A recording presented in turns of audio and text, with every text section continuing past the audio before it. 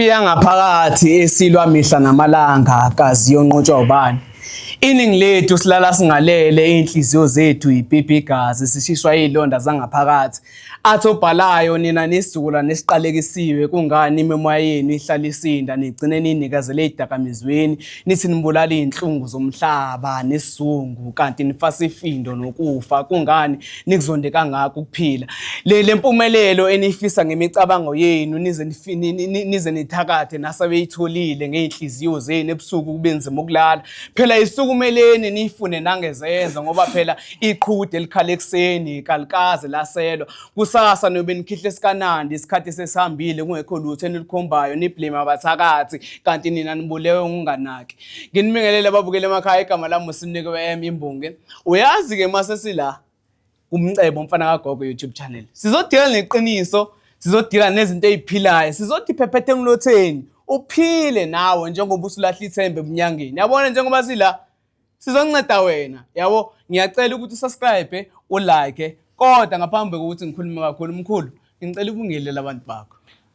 Mina ngumcebo umfana kagogo ungcobo omkhulu uMashiya amahle ufuze fulela. Thina safa umunini nethavuka sakhifilanga. Thina amanye amadoda ebuya ngamahlahla siyabuya ngeenkomo. Sengisho nompunyumponywana uphunyo wemphethe umafavuke njengedangabala. Izintombi zimbuka zihamba namasokazo. Yahoshi mama. Yahoshi mama. Yazi umkhulu ne namhlanje bengingafisa mhlawumbe ukuthi interview ngiqale ngombuzo. Yeah. Umuntu wangena isalukazi. Ngiyacabanga ukuthi wena nabantu besifazane kune connection e deep enayo. Manje siku August. Inyanga yabo, inyanga ebaluleke kakhulu, inyanga yomama. Ngaphambi nje ukuthi ngiphonsele imibuzo nani kodwa bengisacela nje ukuthi wena mkhulu ku site lakho ukubanikeza nje umnyalezo osuka kuwe abantu besimame as a whole. Kwabantu ababesimame njengoba kuzoba ke usuku lo mama ngiyacabanga ukuthi linini mhla 9 August. 9 August. Bathi Women's Day. Isikhathini esiningi. So mina engakusho ukuthi nginobufakazi obuningi ukuthi ke ngempela ngimbathwe isalukazi. Ngokusho kanjalo ukuthi uyinyanga noma umlaphi kunezindlela ezihlukahlukene eziningi ezivezayo ukuthi usuku ungene ubani and uhamba namapha amathonga. So ngiye ngithi ke kunabanye uthola ukuthi mhlambe mase vumele ukuthatha idlozi uke abe nobulili obuhlukile kunobakhe ngenxa yokuthi ungenwe idlozi elithize njengoba sithola umkhulu abayezalukazi. Uthola ukuthi futhi nakhona kuze kugcine sokungena nasebulilini bakhe yabo. Uthola ukuthi uyambona umuntu useqala manje useyatsheka yabo kodwa hayi ngokuthi mhlawumbe kwenzeka kabi yabo. Ukwenzeka lokho ngoba kusuke kukhona isalukazi esithize esingenile kuyena. Ingakho ubona abantu abaningi abanezidalo ezihlukahlukene ubabone bengathi banokuba nobunye ubulili bona obufuna ukuyiveza ngazi noma mhlawumbe ngichaza kahle yini lento. Bese ke emva lapho wemfowethu ke kube khona ke abanye uthola ukuthi mhlawumbe izinto ayisebenzisana noma indlela amele agqoke ngayo uthothi angene ubulili busakuyena kodwa umbone ngathi unokugqoka mhlambe umqhele umuntu wesifazane yabo kune sign efuna ukuyiveza ukuthi kunekhehle elithize yena elamngena. Bese emva lapho kube khona ke izinkambi ezikhethayo. Kuyahluka mfethu. So mina ngiyacabanga ukuthi into eyenzeka kumina ukuthi ngakhethwa izinkambi zabantu besimame ezifuna ukumela ukuthi kahle kunomuntu wesifazane operator ngaphakathi kumina. So ingakho ngisho noma ngathiwa ke ngidayisa zonke izinkambi kodwa ezizohamba phambili ilezi zabantu besimame. Futhi nakhona esikhathini esiningi isalukazi sami njengoba ngihlezi ngisho nakhona ukuthi sasingakazi sigange ngalezi zinkambi. Mina sokukwazi nokubuka nokufunda izinto bese ngathi mina ngiyayidela ngiyangena la yabo. Isikhathi sami ngoba bethu asikho isikhathi sokulika uyancenga indlela yokuphila. Mina uthando ngiyalithanda yabo. So ngiyathanda ukuthi abantu abathandanayo bakwazi ukuthi bamelane, babalansisane, bathandane. Kungabi khona omunye ozodlala ngomunye. So ingakho mfowethu ngibona ngiyilula kanje when it comes to amakhambi omama namakhambi othando. Lezi inkambi hayi ngoba isizo mama kuphela but ingoba zithandwa yibona kakhulu yabo. Ngoba lawa amadoda athanda ukuqina kakhulu, athanda izinto zeziphi yabo, athanda ukusatshwa yabo. Abantu besimame bathanda izinto zothando, bathanda ngabo ukuthi hlezi ku right ku relationship, izinto zemali ukuthi babangipha imali ajabule yabo. So ngiyacabanga ukuthi mfowethu ngathatheka ngabekeka kuleyo ndawo leyo mfowethu, hayi ngoba mfowethu ngizothakatha but ngenxa yokuthi ngibe udokotela ozokwazi ukumelana nezinto zothando ngokwesintu. Into ngisho ngoba sabantu sinama divisions ahlukahlukene empilweni esiwathandayo yabo. Uthola ukuthi nakhona muthanda lokhu wena lo munye ngiyaza kuthande lokho. So ezinyanga futhi nakhona ngeke uzukwenze konke. Inyanga ethi yena uyenza konke mfowethu isuke iqamba amanga. Yayizo into ngisho isuke iqamba amanga mfowethu. And futhi nakhona funeke ukuvumela ukuthi abanye abantu bazolashwa abanye abantu, ngeke baze balashwe wena wedwa yabo. So kumele sibe neqiniso ukuthi mfowethu khona isandla esizoba ngcono kunesomunye when it comes to inkambi. Ungamnenhliziyo. Yes, ungamnenhliziyo ende mfowethu. Khona nomunye mfowethu othola ukuthi yena uma efike kuwena esehambe wonke umuntu uzofika umlaphe wena. Ngobani into eziningi mfowethu zihambiselana nedlozi. Yabona idlozi lakho kumele amkelele mina ukuthi ngikuthinte. Uzophila. Uzophila mfowethu. Muhambile waya komunye umuntu ulathi melibone idlozi nange ngena kamthakathi ethi ufuna ukuphila lizovala. Yayibona into engisho. So kuya ngokuthi mfowethu idlozi lakho livumela ini, ngoba phela sisebenza ngezinto zomoya, sisebenza ngezinto esingayiboni zenkazimulo zabantu abadala futhi nakhona zedlozi yabo. So ezinye izinto kufanele sizibekelele edlozini ukuthi kube izona eziunderstandayo ukuthi kahle kahle yini eyenza ukuthi umuntu azaza abe la ekhona namhlanje. Okay mkhulu, ukuqhubekela phambili nemkhulu. Kunento ohlezi uyisho ngiyayithanda. Uhlezi uthi kunokuganga okuhle, kunokuganga okuphi. Lokho nje kuma episode throughout lokho kuhlela ukubeka nje kucace futhi ngemba. Kunokuganga okuhlukahlukene. Ngisho lokho ngoba mkhulu ngifuna sibheke ukucushwa kwesidumbu. Ukuthi ukucushwa kwesidumbu mhlawumbe umuntu ufe ngendlela engaqondakali, mhlawumbe ugwaziwe noma ini, ingaba lokho kuganga okuhle noma kuganga okubi and nobungozi obuza nalokho ikuphi, like usichazele nje kabanzi ngalokho. Kumbuleke mfowethu lokho ganga lokho ukuganga okuserious ngoba phela senzinte umuntu ongasanawo umphefumulo. Sengifuna ukuthi kubuye umphefumulo wakhe uhambe uyoshaya. Yayibona into engisho ngoba phela musuku ufaka impande ezithize lo muntu useke ngakahambi maqamama, usawumuntu mfowethu osahambe esazobheka umndeni ukuthi umfihla kahle yini. Bese nina niyolanda inyanga ezokwazi ukuthi mifika lapho ifike ibuyise lo mphefumulo ukuthi ube nolaka uqala uhambe uyodila nezinto ade zasala emhlabeni bese mba lokho kuyabuyela. Inkinga lapho ke mfowethu musumlandile lo muntu lo wenza yonke le nto uyamhlambulula yini ukuthi akhululeke. Yabo iqalibe lapho usinabele lapho mkhulu. So angazi noma mfowethu bakhona yena abantu abasayenza ngendlela lento leyo ukuthi mase seqedile lo muntu ngoba phela umphefumulo yabo funeke kube ukuthi mfowethu mase usuqedile ukumenza ukuthi abe uyamguqula engakahamba ubaba mkhulu ukuthi abe nolaka lokuthi ashaye wonke umuntu. Uthi kahle kahle awumnikeze ukuthi kuthulakale la, ufuna aqalayo lizimpi zakhe before abuyele emuva. Kanti uNkulunkulu uthola ukuthi nakhona umxolelile before aza ahambe emhlabeni ngenxa yokuthi uhambe ngalendlela. But ke ngenxa yokuthi abantu basemhlabeni abambuyisa angiboni ukuthi yena unecala elikhulu ngoba uNkulunkulu usangaphinda amxolele kulezo zono zakhe ngoba ebona labantu basemhlabeni bembuyisa. Phela kufana njengani lento le mfowethu, kufana nje ngokuthwebula idlozi lakhe ukuthi lihambe liyoziphendulela. Yayibona into engisho lozilwela lokulo muntu ombulalile and liyahamba ngempela mfowethu liyolwa lifishaya. Mase lilwela mhlawumbe mkhulu uxolo kunqamula lilwa ngayiphi indlela kulo muntu lo? Lilwa ngendlela ehlukahlukene mfowethu noma ngeke uze kufane ncamashi into eyenzeke kuyena kodwa khona ingozi ezomvelakelela. Yabo and more ukuthi futhi nakhona bamcuphe ngesicupho sommese mhlawumbe lo ahambe ngawo lo muntu uzohamba hamba gwazwa gaza abantu ayigwaza agwazeke. yabo uzogwaza abantu ahambe ugwaza abantu xabane nomunye ozokwazi ukumnqoba amgwaze naye eshonele yabo omunye memdubulile uzohamba kambe lengozi le adutshulwe ngayo ngithi phela basuke beganga basuke becuphi inxeba lapho yabo so ukuthi phela kufuneke izinyanga zisho ukuthi kunomgomo nombandeko wokwenza ezinye izinto yabo ngoba umuntu meyilwela kumele kube khona futhi omunye umcimbi mfowethu ozoba seceleni ukuhlambulula lo muntu ukuthi ke bekumele sikwenze lokho esikwenzile ngenxa yokuthi besingakwazi thina ukuzilwela ngoba sibona uphatha isibhamu asibona abantu abaphatha imese but ngenxa yokuthi wena usiyazi ukuthi ngeke uzuphumule ngenxa yokuthi ke bakubulale ubuka ingane yakho so kuzomela ukuthi uhambe uyozilwela so uyayibona ukuthi iba yinhle kuphi ke manje iba yinhle la ekutheni lo muntu lo kube besaphila emhlabeni ubezofisa yena ukuyozilwela yabo kuya ngemndeni ke mfowethu khona eminye imindeni athi hayi cha ngoba usihambile emhlabeni asixole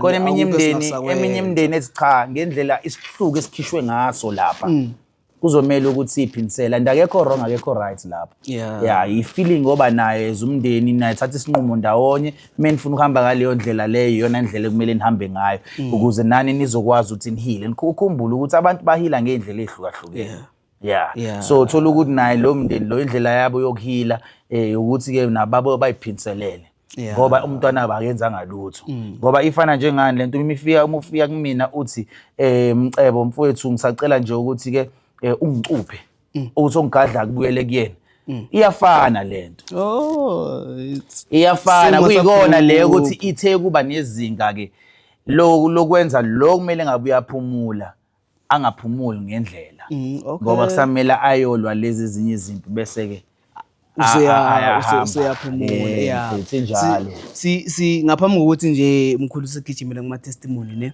ngoba sisakhuluma ngabantu abangasekho abantu abalele ngifuna ukubuza ngesihlahla isihlahla somlahlankosi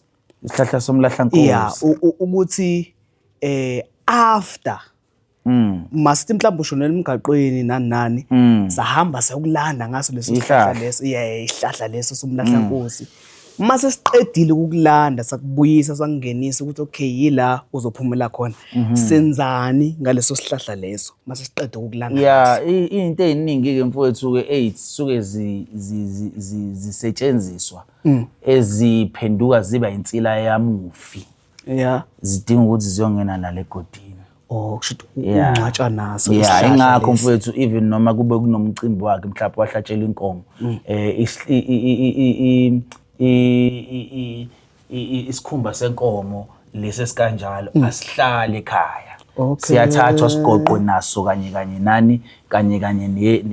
nebhokisi liyongena la ngaphakathi ngoba lento le lentuzana mfowethu yesikhumba ibaleke ngalendlela leyo ukuthi ibimela inhloko yekhaya ibimela futhi nakhona usiko lwethu bimela yabo ubona umuntu mokushona ubaba wasekhaya oyinhloko ukuthi ungcwatshwa ngele ukushonisa lukaze sihlonishwayo zingcwatshwa ngezizotho kuba nenkomo ehlatshwayo bese ke ayaphelezelwa loyo muntu lo usuke ehlonishiwe indlela yakhe naye ukuthi alale ngokuphumula yabo so even nalo ihlahla mfowethu ngokuthi ke uyahamba uyomthatha umphefumulo wakhe uthatha ungeniswe la endlini lehlahla leli ihlahla eliyomela lila eceleni kwakhe ngoba nginjoba senemlandile seniyamtshengisa ukuthi kahle ikuphi la kumele siyakhona bese kufika lapha kuqale kufakwe lelihlahla kuqala melifakwa ke lelihlahla lesibeke bese kushiswa impepho kuyakhulunywa kushiyo kuthiwa ke cha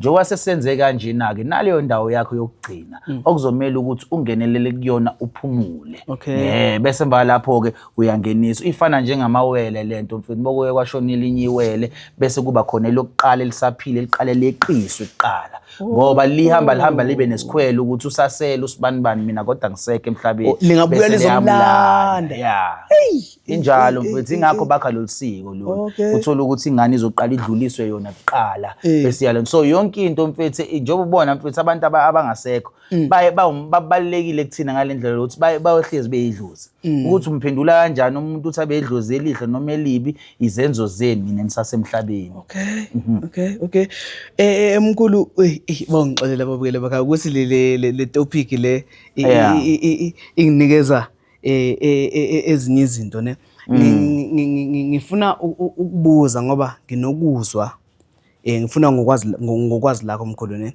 Yeah. Abanye abantu bathi umuntu mhlambe oshonele elwandle akalandwa ngesihlahla somlahla nkosi. Mawukuthi mhlawumbe unolwazi ngaloko mkhulu ngisacela uhlazele ukuthi ungobani mawukuthi awuhambiselana nalokho usichazele ngeperspective yakho. Yeah, ngoba mfowethu phela umuntu meke watholakala eminzile ngingeke ngize ngisho ukuthi ulwandle kuphela. Yeah, meminzile nje mfowethu noma kuthungene edamini noma kuthungene emfuleni. Yeah.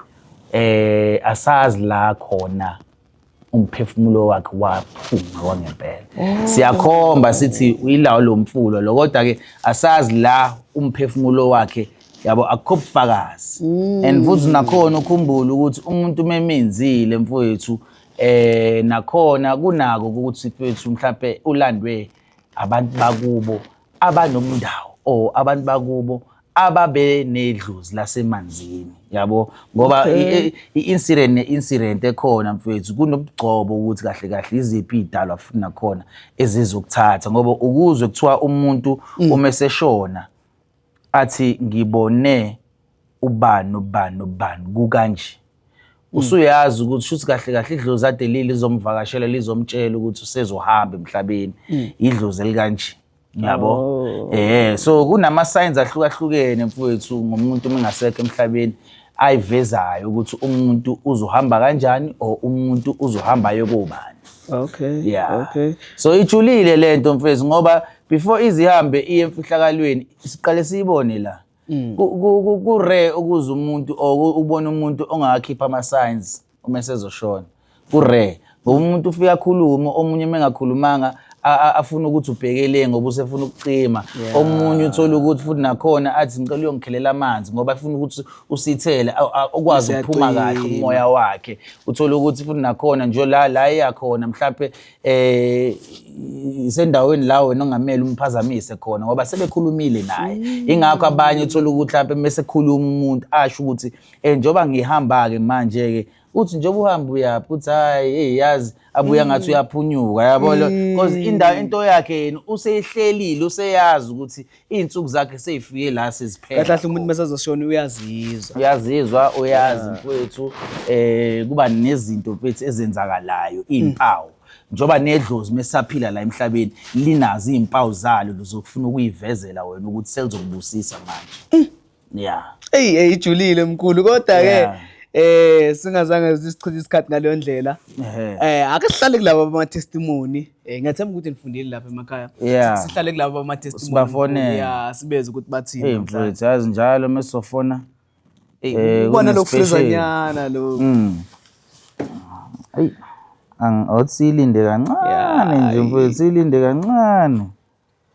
Ithi ukukhokha umoya. I-traffic ayibusiso mkhulu ibusiso.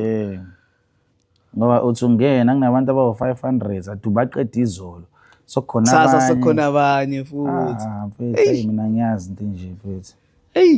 Gogo usebenza overtime. Mase kunje angiyazi into. Usebenza overtime. Angiyazi into nje. Kodwa ke so ihlela mfethu izinto zethu ihleleke. Yeah. Size understand ukuthi kahle kahle yini sabusiseka kangaka sibancane kanje kwenzakalani yini engaka ngoba ningi phela bayakhala. Hey iyenza slow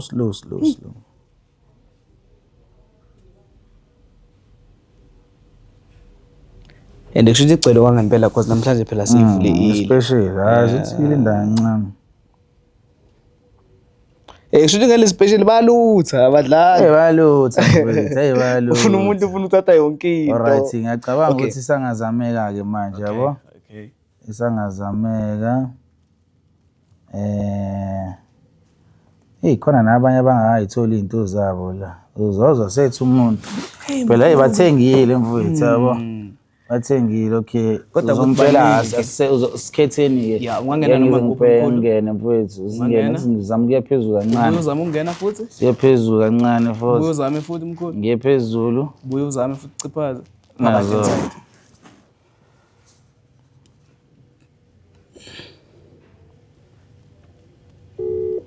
Ayaringa kufana. Hey. Wanemba zisuka namhlanje.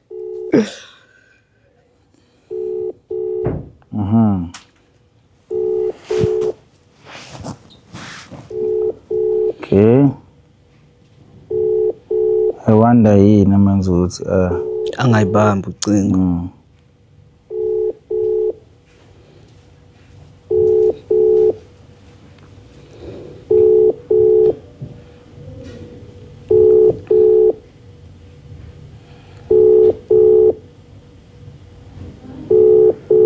How?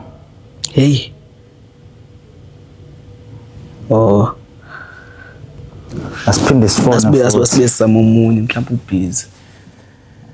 Yeah, mhlawumbe ubusy.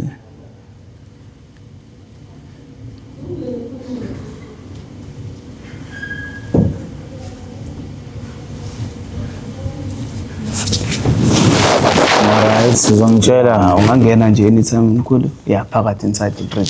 Okay, hayi. Asifone ke siza. Yeah, athi insizwa le. Thokoza khehla lami. Yes, tata. Alright. Alright, khehla lami. Yes, siyaphila tata. Yeah, so lana ngiyabona ukuthi uke washaya ngetestimony khehla lami yabo. Njoba uke washaya ngetestimony manje sishutha lento yethu aka YouTube na khehla lami. Manje ngifuna ukwazi ukuthi iziphi inkambi wayithenga kanti kukhambela kanjani manje? Khehla lami zindihambela kahle. Yeah. Kodwa into eyenzekayo lo muntu lona usathe cwaka andazi noba basalungisa na izinto. Yeah. Yabo. Kodwa mina ngoku ndibawela ke ndizizele uqobo ngoku. Yeah. So xa izinto zi-right. Yeah. So yini yakwenza ukuthi usineze testimony phambilini khehla lami? Into eyabangela uba ndinike i-testimony kuba oko ndasebenzisa into zesiXhosa. Okay. Nenkambi zange ndiyibone into yokuba ndithi xa ndisebenzisa inhliziyo yami nomoya wami ukhululeke. Yeah. Since then ngabona into yokuba izinto zami noko ziyeza. Yeah. Ziyeza kakuhle nangona ke kuzabakho i-challenges. Yeah. Yabo. Yes. Hayi owami umoya wakholwa nguwe tata. Hayi ngiyajabula khehla lami musho kanjalo. Ngiyajabula nje impela ngoba futhi nakhona kuhle ukuthi umuntu asho ukuthi uyayibona impumelelo kodwa kusakhona la ngathi kusathuli khona. Tshengisa kona ukuthi futhi nakhona shuthi sisakwi process yabo. And njoba sikwi process khehla lami angiyena umuntu ozokulahlelela le win. Ngizoba umuntu ozoba nawe until konke kuze kuhambe ngohlelo. Uyezwa khehla lami? Hayi mfowethu ngathi iseshawe network. Kodwa kuhle ukuthi sithole testimony kanje kuze mfowethu kungeke kube ngathi njalo hlezi kukuhle njalo yabo lonto le ukuze babone abantu ukuthi ngesinye isikhathi mfowethu sibe kwi process yokuthi umuntu simsize kuthola okunye kuyavela okunye sikusahamba kancane sisasebenza ngakho futhi ngiyabonga ngoba egcineni yibo laba futhi ababeka umuntu abuya kuneze enye testimony yesi2 athi hayi sokwalunga futhi nalapha yabona ngoba lesi iba namandla kakhulu ngabonga ukuthi sihlite omunye mkhulu ngiyajabula futhi nokuthi sithola umuntu wesilisa njengoba ungenayo isalukazi kuzoba ngathi hayi uspecializer umuntu besimame kuphela kanti hayi nensizwa zosizakala khuleka mfowethu asizomunye sivale sivale nangu usuphakathi inside hayi utsize mfowethu utsize yarenga ngithi ngabe siphinda abantu Nkosi yami kodwa esimphinda uzositshela sibone mfowethu Thokoza gogo alright Angikho right baba. Yini? Ngizoza kuwa manje hayi akukho mnandi. Alright. So into engifuna ukuyazi gogo yezwa ukuthi wake wanginikeza testimony yezwa. So njengoba unginikeza testimony manje ngifuna ukwazi ukuthi kuhamba kanjani kulokho and yini yenza ukuthi manje ngingasabi right and futhi nakhona iziphi inkambo awuzithengile. Baba angakakunikeza i-testimony yazo. How senze kanjani kanti? Ungifonela kwesi-2. Kwesi-2. Ngasho ngathi Okay. Manje why bembhala ukuthi bakubhala ukuthi wawasineza testimony. Hey mina ngi-understand labantu engisebenza nabo. Kodwa ke kulungile wena gogo yezwa. Yeah, kulungile salukazi ayikho inkinga. Yabo. Yeah, kodwa buthi yini ati inkinga wena gogo ngoba ngiyacabanga ukuthi nabalandeli bayafuna ukuthi bezwe. Singakubalekile lokho. Hayi kunzima siyalwa. Yeah. Hayi asizwane nje yonke into nje ihlangahlangene. Yeah. Yonke into nje nala emsebenzini kunzima kunzima kakhulu. Ubungathenga inkambi gogo. Ngiyathenga kakhulu. Kakhulu so usebenzise ini? Konke shothi ngiyalandelisa ngenze lokho kusasa shothi mangifuthile kusasa ngiyageza. Yeah. But still kusatholakala. Hayi kumnyama. Yeah, kuzomela ukuthi uze gogo sizokugeza thina yabo. Then mhlawumbe uthole nento yokuthi uchele la usuku ukhona. Ngoba ungathola ukuthi inkinga obhekene nayo ingenzeka ukuthi mhlawumbe into yala weqa khona o yasemsebenzini yabo. Yebo. Yeah, mele uthole izinto zokuchela, uthole nezinto zokuthi ke thina uqobo lwethu sikugeze thina. Ngiyezwa. Yeah, ukuze uzokwazi ukubona umehluko gogo yezwa. Okay ba. Thokoza gogo. Thokoza. Mina ngazi ukuthi abantu abaletshulwayo ukuthi bayabasineza ama-testimony kanjani. Yabona nje ukusebenza nabantu abanganaki. Kodwa kulungile asiqhubeni la sigcine khona. Yeah, sibambe ukugcina mkhulu sizoyivala. Ubuye uzama ungena phakathi futhi usungenile. Ngathi ke sakhuluma nalo. Okay. Yeah, and futhi uthola ukuthi nalabantu esisebenza nabo abasabalebi kulisha abantu. Ubuye ungene phakathi. Bajahe nje ukuthi bona baqede. Siphakathi futhi. Hey mfowethu. Kumele sithole nendlela yokubala ibhelisha la bese sibafonela ngazi kanjani. Yeah, maybe mhlawumbe nakhona mfowethu. Kumele sizame indlela.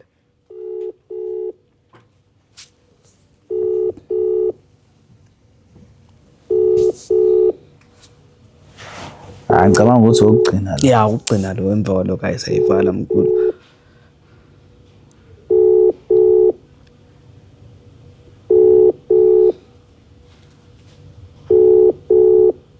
Okay, asizama ukufonela umunye.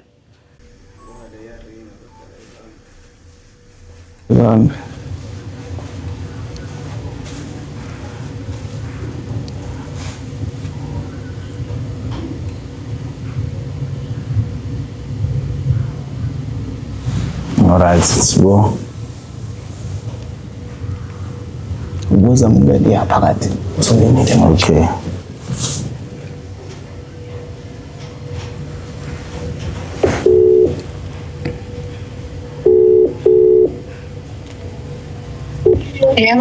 Thokoza gogo right. Ngiright. Gogo ngiyabona ukuthi uke wanginikeza i-testimony la salukazi. Manje wena gogo lana sishutha lento yethu ya YouTube. Besifuna ukwazi ukuthi wathenga liphi ikhambi likuhambela kanjani? Ngangithengelelena lokuqala. Lesa special sakho sokuqala ngiyazi ukuthi ngiyasichaza kanjani. Kodwa ke ngithi ngicabanga ilesi sine bodlela lenhlanhla nelokho nje. Ne lotion. No pinky abathathu. Yeah. No muthi obomvu. No muthi omhlophe. Yeah. Yes. Kakuyileso special. So ukuhambela kanjani gogo? Okwami nje ngisalokhu ngiyasebenzisa kodwa sengiphelele upinky nelokhu nje nebhodlela leli lincane leli lihlala ephesini leli ugcobe emashini. Ngoti. Yeah. khona isipeshelo senzile. Yeah. Hayi kulungile gogo manje shuthi wena gogo kwakusiza konke lokuya okuthengini.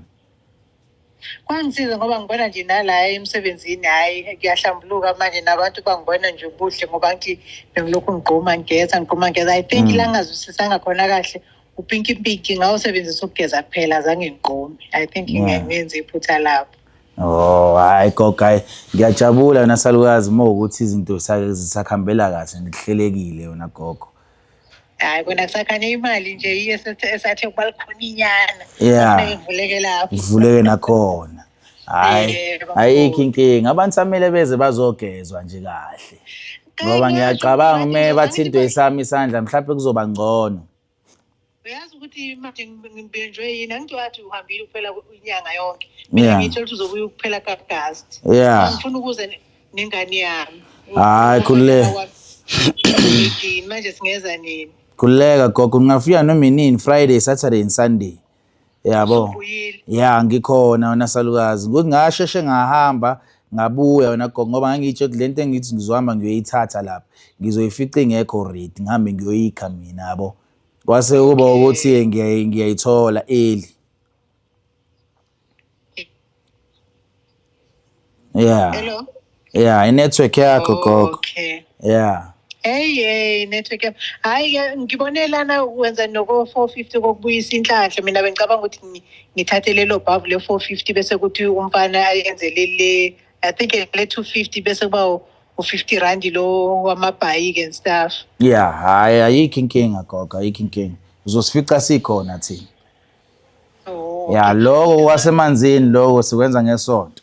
Ngesonto kusathi ngizobuza lokho. Kodwa umntwana ngiyeza naye asalegeza mina ngibesemanzini. Ayikho inkinga gogo. Hayi ke mkhulu ngiyacabanga ukuthi kuyisibusiso nje nanokuthi ngikhulume nawe Makutupa. Kade ngikubuka la ku YouTube ku TV ngeke weekend ngeke emsebenzini. Usho ukuthi hayi lapha ne Paramall mawuthi wehla nje kancane ukhuluma noSichaka. Yeah. Hayi khuleka gogo into zakhona lezi. Hawu ngiyabonga mkhulu ngiyabonga. Hayi inkinga gogo thokoza. Uhlala uthini asikhuphukele ngenhla asikhuphele asengezansi uNkulunkulu ahlale uNkulunkulu akasho uNkulunkulu ayephezulu mina ngishone phansi. Yeah injalo gogo injalo thokoza.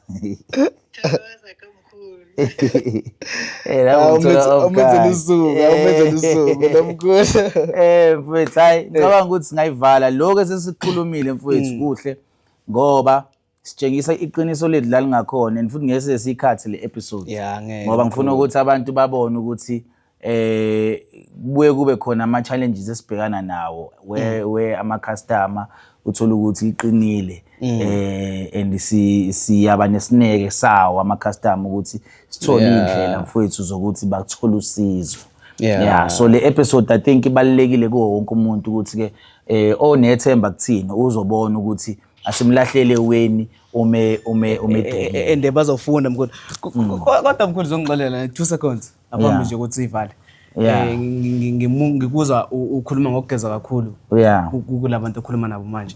Ngifuna mkhulu usichazele kafushane ukuthi ukugeza kwala esigodlweni nokwasemanzini kunawo nawo umehluko in terms of impact. So lo ukuthi uzogeza la ngaphakathi esigodlweni nokwasemanzini la suke siyohlambulula idala siyocela inhlanhla yasemanzini ngoba ukhumbula ukuthi idlozi elikhulu idlozi eliqhamuka emanzini engagiza ngoma ninyanga eziningi mezike zaqala zasebenza uyazibona zigcina seyifikile emanzini yabo. So imesisuke solanda lezo idalwa sicelela inhlanhla sicelela ukuthi idala zakho lihlambululeke siyocela zona abanikazi beidalwa zonke ukuthi bakwazi ukuthi bakhuphuke kuwena muphahla kuzwakale inhlanhla zakho zivuleleke. So lokho kuseceleni la umuze esigodlweni kuhluka ngani kuhluka ukuthi umuntu uza nenkinga yakhe bese siyayilalela bese sihlanganisa inkambi